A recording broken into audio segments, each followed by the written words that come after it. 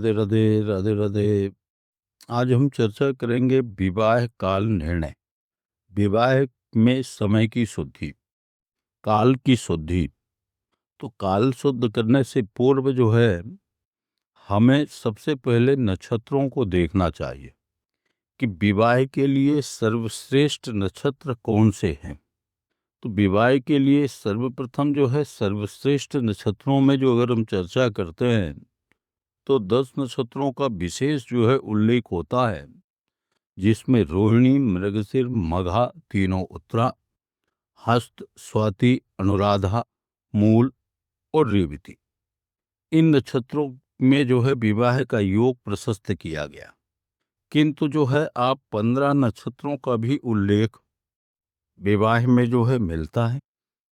अश्विनी, रोहिणी, मृगशिरा, मघा, उत्तरा फाल्गुनी, हस्त, चित्रा, स्वाति, अनुराधा, मूल, उत्तराषाढ़ा, श्रवण, धनिष्ठा, उत्तरा भाद्रपद, रेवती। किंतु इन नक्षत्रों के 3-3 घटिया अंतिम की, इनको जो है विवाह में त्याग देना चाहिए। बार चारों शुभ बार जो है आप ग्रहण कर सकते हैं। तिथियां अधिकतम जो है शुक्ल पक्ष की द्वितीया से जो है त्रयोदशी तक की तिथियां जो है तो ली गई हैं।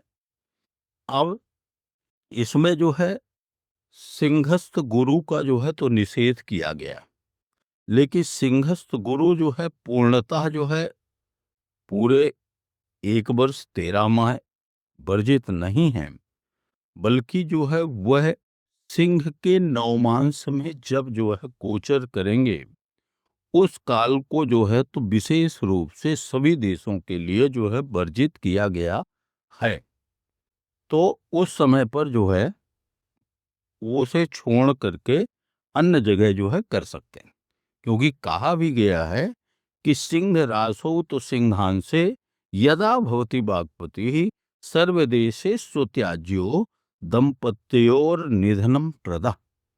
ठीक, ये राजमार्तंड के अनुसार जो है यह बात बताई गई है कि सिंह के नवमांश में जब बृहस्पति गोचर करेंगे उस समय पर त्याग होगा।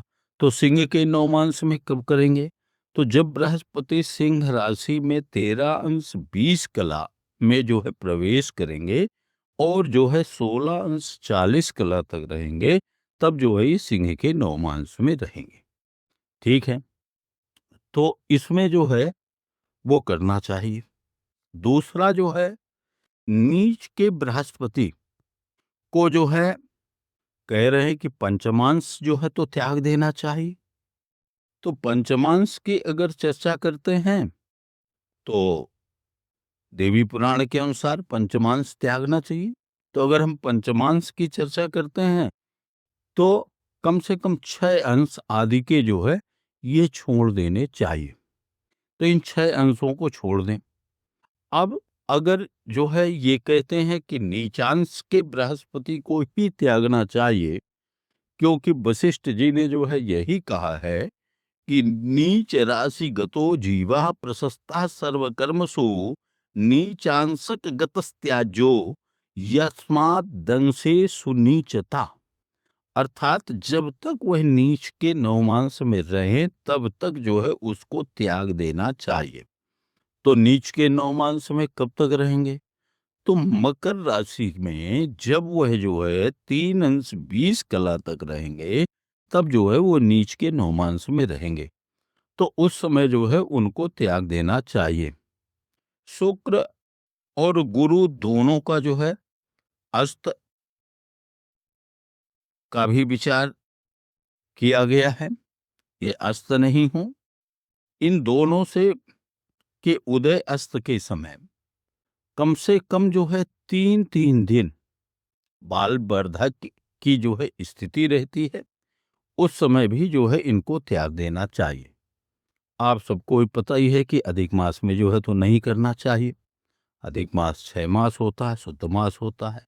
धनु और मीन की संक्रांति में भी जो है विवाह नहीं होते, श्राद्ध पक्ष में होते ही नहीं।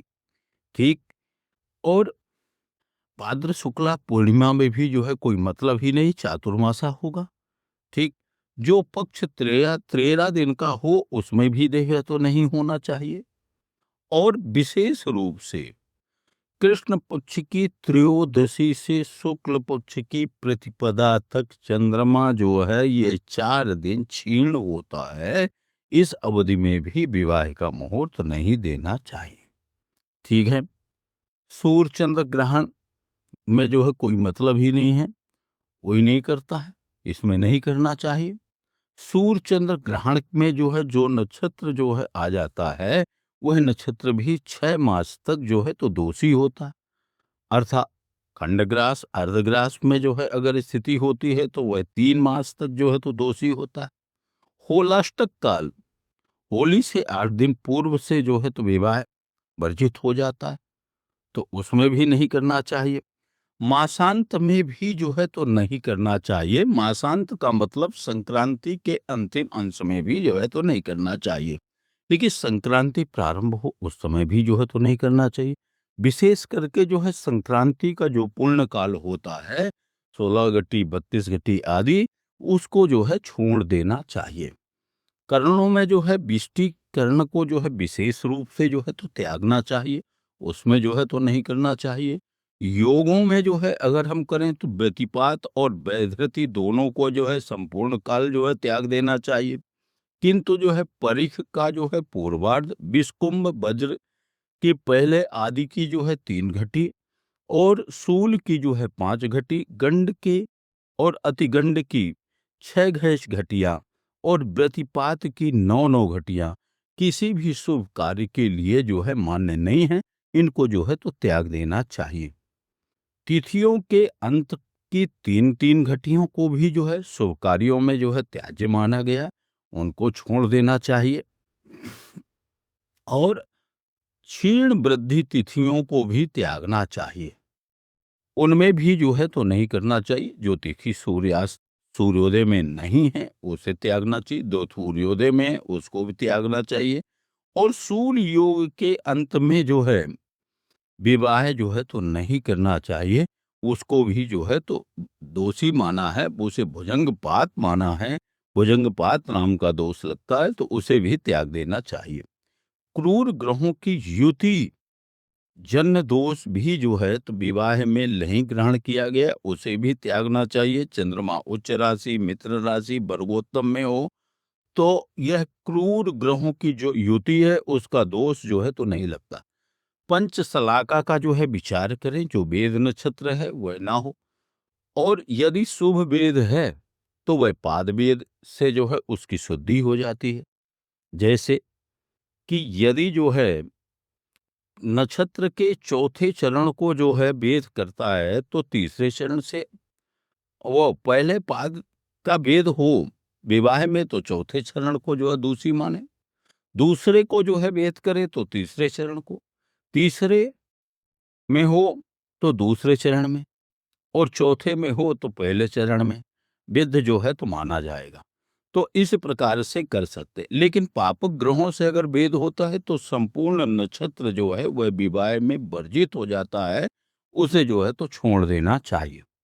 मृत्युबाण का विचार कर लेना चाहिए, क्योंकि जिस समय सूर्य जो है किसी भी राशि में हो और वह जो है तो 2 अंश में, 11 अंश में, 20 अंश में, 29 अंश में संचरण करता है, उस समय जो है मृत्युबाण का योग होता है। वह मृत्युबाण के योग को भी त्याग देना चाहिए। क्रांति साम्य का भी विचार करना चाहिए। क्रांति साम्य भी जो है तो ग्रहण नहीं किया गया है, और यह क्रांति साम्य का प्रारंभ और अंतिम काल प्राय जो है पंचांग में लिखा रहता है, उससे जो है तो आप देख लीजिए। दग्ध तिथियों में भी जो है विवाह नहीं करना चाहिए। सूर्य मेष या कर्क राशि में हो तो जो है उस समय पर षष्ठी तिथि, वृष कुंभ राशि में हो तो चतुर्थी, और मिथुन कन्या में हो तो षष्ठी, और सिंह या वृश्चिक में हो तो दसवीं, और तुला मकर हो तो द्वादशी, और धनु मीन में हो तो द्वितीया तिथि को जो है दग्ध माना गया है। उस समय पर जो है इन तिथियों में विवाह नहीं करना चाहिए। विवाह लग्न के समय जो है बुध गुरु शुक्र में से जो है कोई भी यदि जो है केंद्र त्रिकोण में स्थित है तो दग्ध तिथि का दोष जो है तो खत्म हो जाता है। अब विवाह लग्न की भी शुद्धि कर लेनी चाहिए। विवाह लग्न में जो है सप्तम भाव अष्टम भाव प्रायः जो है तो शुद्ध होना चाहिए। और यदि जो है किसी तरह का कोई दोष है तो सभी दोषों के निवारण के लिए लग्न शुद्धि जो है सर्वोत्तम मानी गई है। और उस लग्न शुद्धि के लिए जो है केंद्र त्रिकोण भाव में शुभ ग्रहों की स्थिति हो और जो है 3, 6, 11 में यदि पाप ग्रह स्थित है और सप्तम अष्टम भाव खाली है, रिक्त है ग्रहों से, तो वह जो है लग्न श्रेष्ठ मानी जाती है। उस विवाह मुहूर्त में जो है विवाह कर सकते हैं। इस प्रकार से जो है आप विवाह मुहूर्त की विवाह काल की शुद्धि करके फिर जो है तो विवाह का निर्णय करें। यद्यपि विवाह में अनेकानेक दोष होते हैं, लत्ता पत्ता आदि दोषों का भी विचार किया जाता है, 21 दोषों का जो है विचार किया जाता है, लेकिन कम से कम इतनी चीज तो जो है अवश्य हम विचार कर लें और इन सब का जो है विचार करके फिर जो है विवाह को संपादित करें। जय श्री राधे। राधे राधे।